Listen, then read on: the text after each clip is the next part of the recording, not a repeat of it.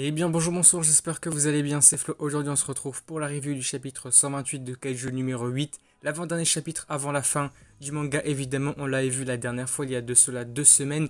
L'auteur nous avait fait part d'un petit message comme quoi le manga allait se terminer donc dans 2 chapitres. C'est-à-dire que là, le prochain chapitre, le suivant, sera le dernier concluant l'œuvre, tout simplement la fin du manga.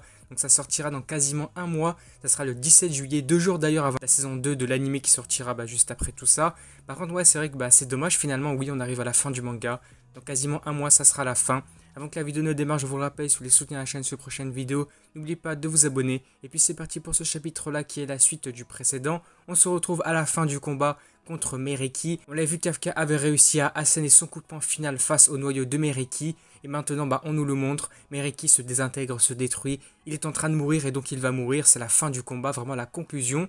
Là, on va voir finalement la fin du combat, les retombées et tout ce qui va suivre. Ici, on va dans un premier temps voir que tout le monde proclame la victoire de Kafka, leur victoire. Tout le monde est super content, super heureux. Tout s'est finalement bien terminé. On a d'ailleurs une autre information comme quoi tous les autres kaiju numérotés, les kaiju qui étaient liés à Mereki et qui avaient été même ressuscités par lui-même, donc sont bel et bien morts aussi à la suite de sa mort à lui. Donc là, c'est vraiment une bonne chose, c'est la victoire complète. Tout le monde a réussi à vaincre tous les kaiju. Et là, c'est vraiment la fin. Par contre, il se passe vraiment quelque chose de complètement fou. En fait, tout le monde est en train de célébrer la victoire de tout le monde, de Kafka, etc.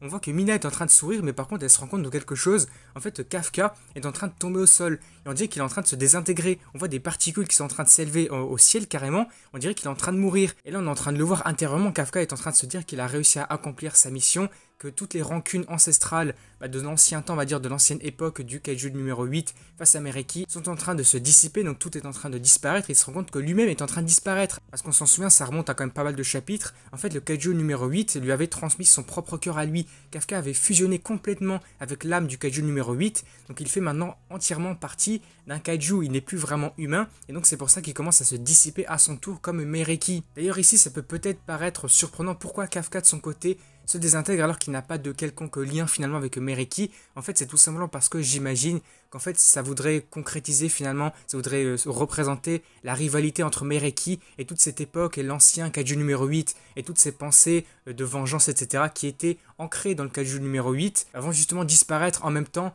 que leur menace, leur adversaire final, Mereki. On se retrouve par la suite dans l'esprit, dans les pensées de Kafka. Il va dire qu'actuellement il n'a aucun regret, même si c'est vrai, il penserait peut-être à quelque chose, parce que forcément, là on voit qu'il est en train de mourir, de se sacrifier en quelque sorte. Ça serait une sorte d'acte de sacrifice aussi, après tout son combat. Et donc le regret que je pense qu'il veut dire ici, c'est qu'il souhaiterait quand même vivre. Il ne souhaite pas concrètement mourir finalement, il aurait voulu être aux côtés de tout le monde. Et donc forcément que quelque part c'est un regret d'avoir choisi le cœur originel du kaiju numéro 8 et de devoir mourir, se sacrifier maintenant. Il aurait voulu vivre aux côtés de tout le monde. Là il va se dire que par exemple grâce à tout le monde, grâce à tous ses alliés, grâce à Mina aussi, il a pu tenir sa promesse donc de combattre à ses côtés contre les kaiju. Et ça vraiment c'est beau, il a réussi à accomplir son rêve.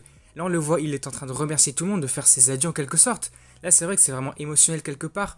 T'as envie d'être triste, t'es limite en train de pleurer peut-être en voyant tout ça. Donc merci à tous, on voit qu'il remercie tout le monde d'avoir pu le soutenir, de l'aider à arriver jusqu'ici. Et juste avant qu'il disparaisse, signant concrètement sa mort, on a Isao qui redébarque. Là c'est complètement fou, son esprit arrive avant qu'il ne meure. Il arrive face à lui en lui disant « Oh là, mais pas si vite que ça, je ne vais pas te laisser partir aussi rapidement ». Et là c'est vrai que l'image est vraiment surprenante, c'est hyper drôle. Beaucoup de personnes ont déjà dit peut-être que ça va tourner en mème, parce que vraiment c'est hyper drôle, et pas si vite comme ça. Non, c'est vraiment hyper drôle. Même Kafka est vraiment surpris de se dire « Hein quoi, directeur Shinomiya, mais qu'est-ce que vous faites là ?» Isao va alors lui répondre que tous les esprits qui avaient fusionné avec le kaiju de Mereki vont se volatiliser aussi. Ici finalement oui, tous les kaiju qui avaient un quelconque lien plus ou moins proche avec celui de Mereki vont disparaître, se volatiliser et finalement vont être délivrés, vont être libérés. Et c'est donc aussi d'ailleurs pour cette raison que Isao était venu pour le remercier une dernière fois, de l'avoir sauvé, de s'être battu pour lui, pour essayer de le sauver aussi, d'avoir aidé tous ses coéquipiers, sa fille aussi. Donc là ce sont vraiment de belles paroles, une situation, une scène qui est vraiment hyper incroyable. On va le voir par la suite, les deux personnages vont continuer à discuter et la discussion va en venir